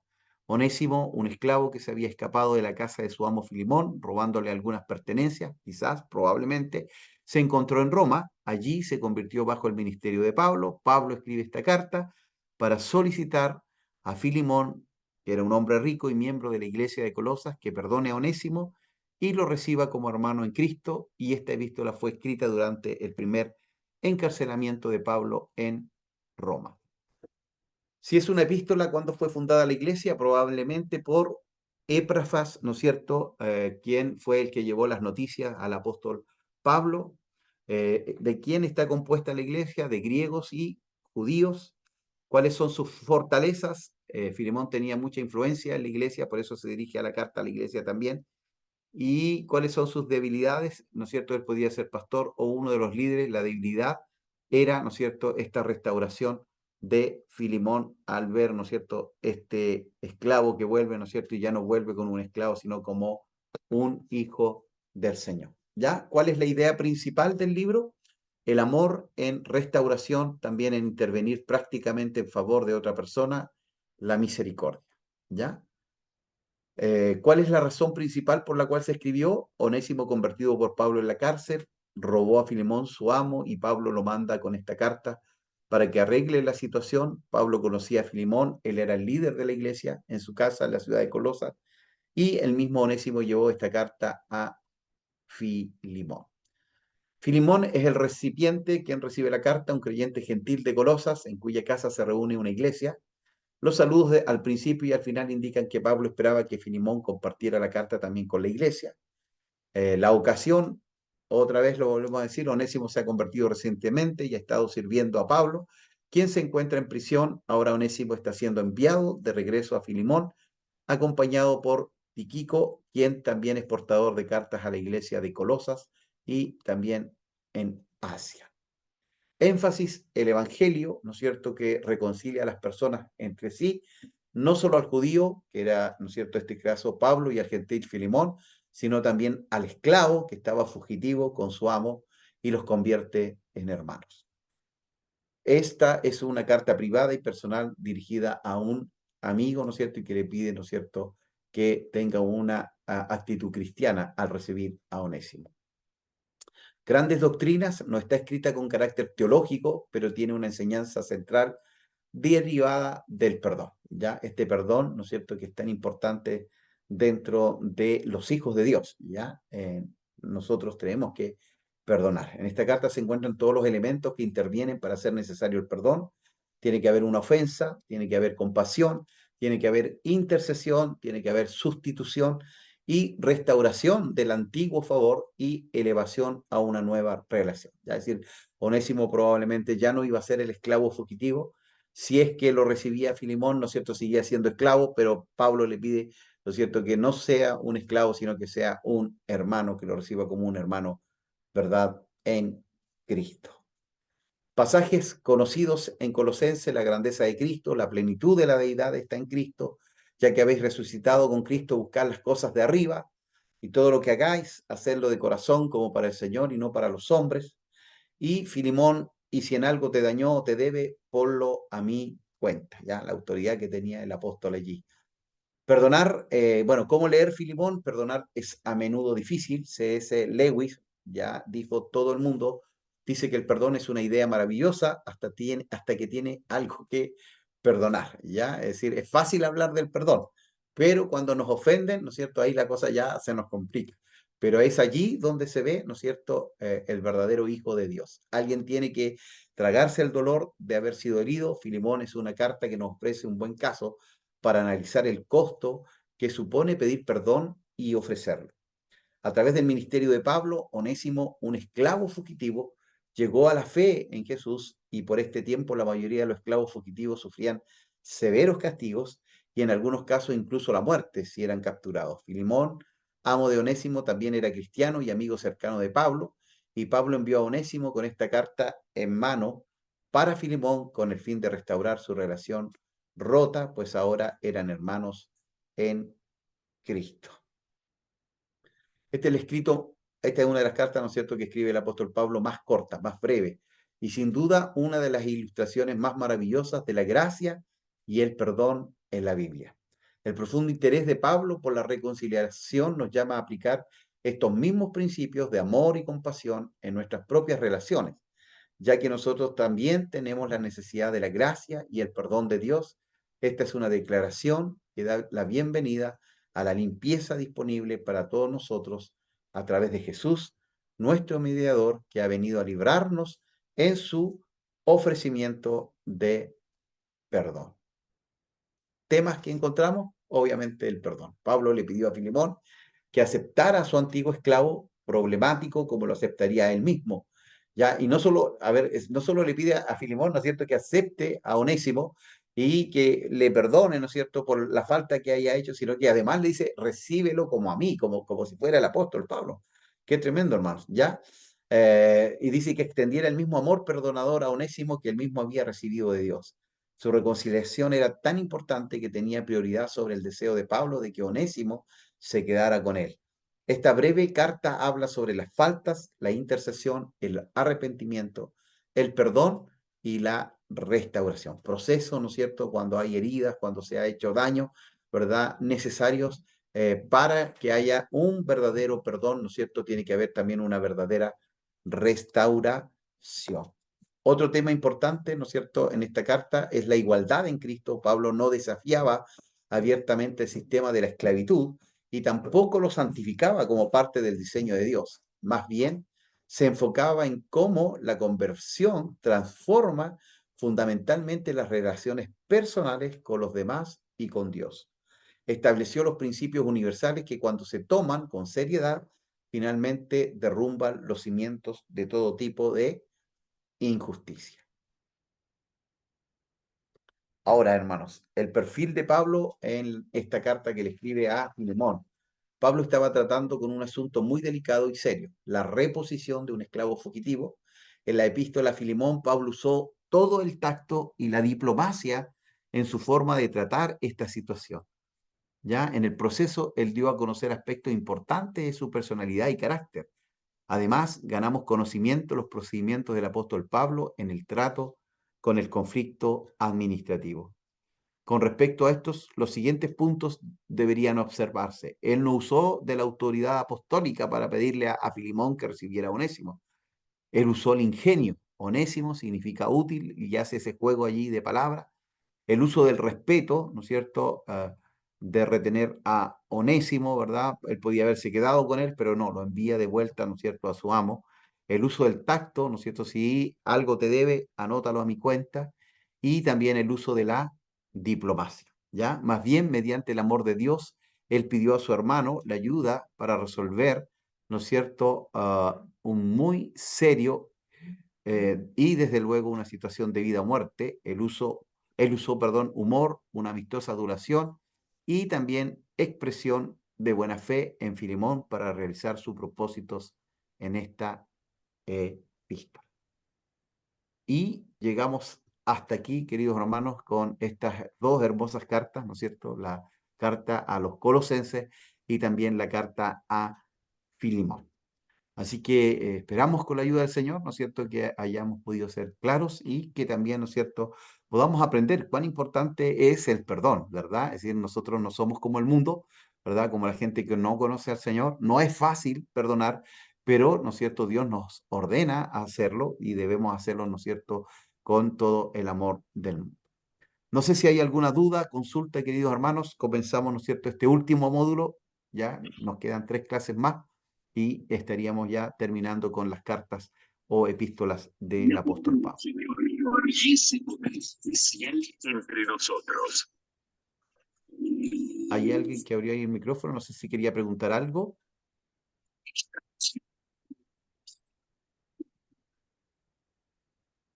No, parece que no. Ya, entonces, hermanos, vamos a orar al Señor, ya, para que Dios nos dé un descanso reparador. Estas semanas, hermanos, han sido bien intensas, así que les voy a pedir también, ¿no es cierto?, que podamos estar orando ahí los unos por los otros, ahí acuérdense de sus compañeros y también del profesor, en esta función que tenemos también, ¿no es cierto?, han habido algunas cositas allí, y ustedes saben que cuando hay problemas allí en la pastoral, ¿no es cierto?, también es complejo porque toda la iglesia se ve afectada. Así que el Señor pueda darnos gracia, nos pueda dar sabiduría también para tomar, ¿no es cierto?, de la mejor manera, como este caso, ¿no es cierto?, de Onésimo, que lo tocó tan bien el apóstol Pablo, también nos ayude en las situaciones complicadas. Así que oramos al Señor en esta hora y ponemos nuestra vida delante de Él. Señor, te adoramos, te bendecimos. Eres bueno, eres fiel. Gracias porque tú nos perdonaste, Señor. Perdonaste nuestros pecados, nuestras iniquidades el día que pudimos, Señor, reconocer que te habíamos fallado, que habíamos pecado, que habíamos faltado a tu majestad, a tu justicia, a tu santidad, a tu verdad. Gracias porque nos lavaste con tu sangre preciosa. Gracias porque nos sacaste del lodo cenagoso en el cual estábamos y nos pusiste sobre la roca. Ayúdanos, Señor, para poder en esta hora tomar, Dios mío, todo lo que viene de ti, Señor, en estas hermosas cartas de Colosenses, Señor, y también de Filimón. Tú eres la imagen del Dios invisible.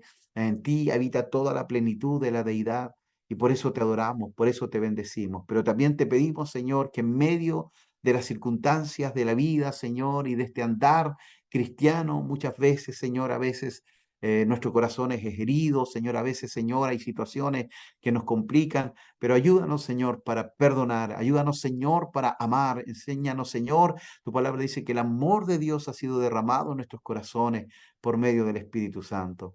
Y también, Señor, oramos, Señor, por cada uno de nuestros hermanos, pastores, Señor, por cada una de sus familias, de sus casas, de sus iglesias, Señor, donde ellos se congregan, para que también tú puedas glorificarte, tú puedas moverte. Bendecimos, Señor, a tu iglesia, bendecimos a los siervos del Señor que están sobre ella, para que tú les destino y sabiduría.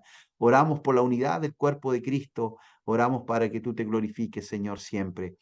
Pongo mi vida también delante de ti, mi casa, mi familia y esta posición en la cual estamos, Señor, para que también nos ayude para ser de bendición en cada situación compleja que a veces se levanta. Danos gracia, danos sabiduría, danos discernimiento espiritual para entender y discernir lo que es tuyo y lo que no viene de ti, Señor. Gracias por esta noche, gracias por este tiempo. Permítenos, Señor, Dios mediante, poder encontrarnos el próximo lunes también, Señor, y poder aprender más de tu palabra. Gracias, oramos y pedimos un descanso reparador en el nombre que es sobre todo nombre, en el nombre de Jesús. Amén. Y un abrazo virtual, queridos pastores, hermanos, que el Señor les bendiga, les renueve en esta noche y que tengan una hermosa semana. Bendiciones para todos. Buenas noches, pastor. Dios te bendiga. Buenas noches, Buenas pastor. noches. Dios les Bendiciones a todos. bendiga, Chao, chao. hermanos. Buenas noches, Chao, pastor. chao.